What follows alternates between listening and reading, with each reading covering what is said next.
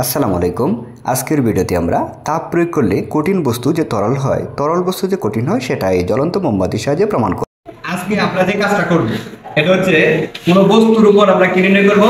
তাপের প্রভাব। আমরা পড়ছি কি যে তাপ দিলে বস্তু কি করে? কঠিন বস্তু আবার তাপ অপসারণ করলে তরল বস্তু কি হয়? কঠিন হয়। আমরা পড়ছি না? আজকে আমরা পরীক্ষার মাধ্যমে এদিকে পরীক্ষার মাধ্যমে মূলত আমরা দেখব যে তাপ প্রয়োগে কিভাবে কঠিন বস্তু তরল হয় এবং তরল বস্তু কি হয়? কঠিন হয়। আচ্ছা, প্র্যাকটিক্যালি এটা দেখব।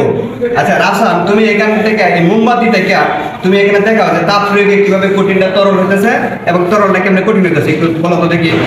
আমরা আজকে তাপ এবং তাপমাত্রা অধ্যায়ের আলোকে আমরা দেখাবো যে বস্তুর উপর তাপের প্রভাব কিরকম বা একটি বস্তু কঠিন বস্তুর উপর তাপ প্রয়োগ করলে কেমন হয় আর তরল বস্তুর উপর তাপ প্রয়োগ করলে কেমন।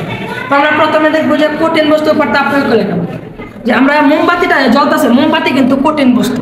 এই কঠিন বস্তুর মধ্যে আমরা আগুনের তাপ লাগতেছে, আগুন থেকে তাপ যায় একটা গলন সৃষ্টি হইতেছে, গলন সৃষ্টি হয়ে যে এদিক দিয়ে পড়তেছে, গলন সৃষ্টি হয়ে বস্তুটা তরলে পরিণত হয়েছে।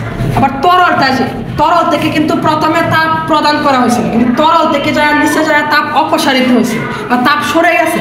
তাপ সরে যায় তরল থেকে আবার এই যে গলিতল আবারটা যে গলিতল অংশটা যায় আবার শক্ত হয়ে গেছে। তরল থেকে কঠিন বস্তু তাপের প্রভাবে বা তাপ প্রয়োগ করার ফলে তরল হয়েছে, আবার তাপ অপসারণ করার ফলে তরল বস্তু কঠিনে পরিণত হয়েছে। মানে তুমি এটা বুঝে গেছো যে মোমবাতির একটা কঠিন পদার্থ, এখানে আমরা তাপ দিতেছি, তারপরে যে এটা গলতাছে, তার মানে এই কঠিনটা কি তরল হইছে। আচ্ছা, তরল হওয়ার পর আবার তরলটা নিচের দিকে পড়তেছে, পড়তে পড়তে আবার যা কি হয়ে যেতেছে? তাপ অপসারিত হয়ে যেতেছে, মানে কঠিন হয়ে যেতেছে। তরলটা কেন কঠিন হইতেছে? তাপ অপসারিত হওয়ার কারণ হচ্ছে কি এখানে তাপ কমতাছে বা অপসারণ হইতেছে, এজন্য তরল বস্তু কি হয়ে যেতেছে? বস্তুতে পরিণত হইতেছে, কঠিন হয়ে যাচ্ছে। তাহলে আমরা সহজে বুঝতে পারলাম যে তাপ প্রয়োগ করলে কিভাবে কঠিন বস্তু কি হয়? তরল হয়, এবং তাপ অপসারণ করলে তরল বস্তু কি হয়? কঠিন হয়। প্র্যাকটিক্যালি দেখছো না? সবাই বুঝছো তো নাকি? ঠিক আছে, সবাইকে ধন্যবাদ।